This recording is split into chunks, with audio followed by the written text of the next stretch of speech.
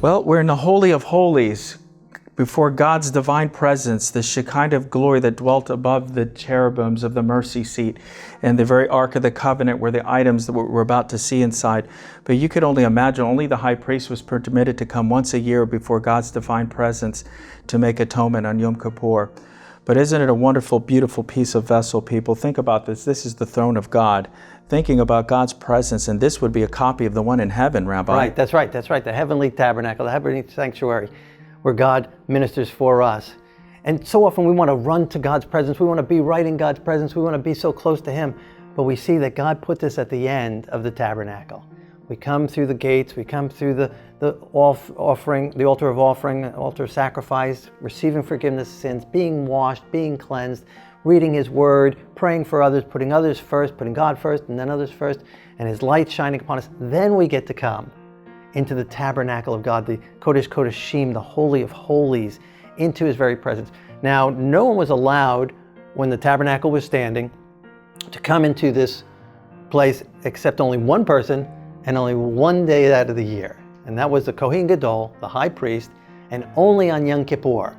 And he would never be allowed to come without blood. He had to bring blood, and blood from the sacrifices, and bring them in, and he would sprinkle that blood 7 times upon the altar. And the Bible in the book of Daniel, chapter 8, it talks about that as the cleansing of the sanctuary.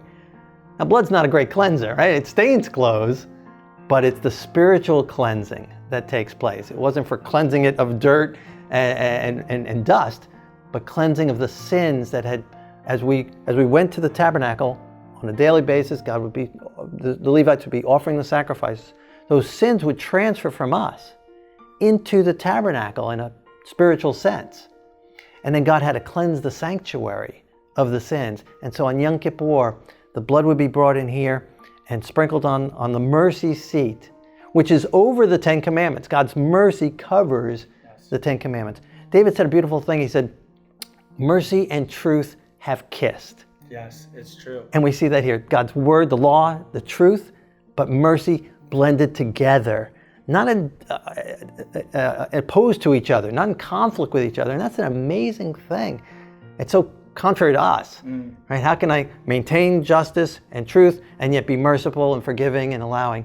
And there's that balance that God is able to do both. He's able to forgive us, yet He's able to maintain His law and His structure and His judgment and His truth.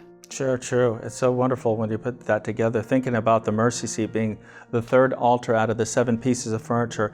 And like you were mentioning, that's where mercy and truth can meet together, where righteousness and peace have kissed each other. Without God's mercy, we're looking at a throne of judgment. But the blood was the cleansing agent, and all the Bible mentions that the life of the flesh is in the blood I've given you upon the altar. And that's why the mercy seat for 7, which is perfection, shows us how that could be expiated and removed before God's presence. But it would only take one person, and we know who that is. That's right, because then the Messiah came as our Kohen Gadol, and He's ministering right now for us in the heavenly tabernacle as our high priest, as our Kohen Gadol, ministering His sacrifice in our behalf so that we can receive forgiveness of sins.